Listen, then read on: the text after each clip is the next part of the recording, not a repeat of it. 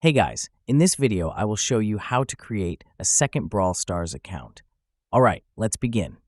First, make sure your current account is connected with a Supercell ID. Then, launch the game and tap the three-line menu icon at the top right corner. At the bottom of the menu, tap the Supercell icon to open a new page. From here, tap the settings icon at the top, scroll down, and select the Log Out button. Once logged out, choose the Play Without Supercell ID option to start fresh. Complete the tutorial to access the home page.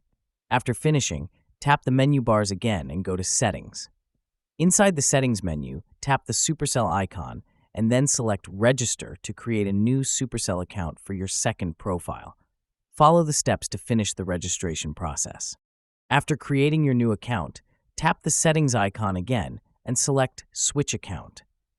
You can now easily switch between your original account and your newly created second account anytime you want. So that's basically how you can create a second Brawl Stars account. And that's it for this video. If you find this helpful, consider subscribing and giving this a big thumbs up. Thanks.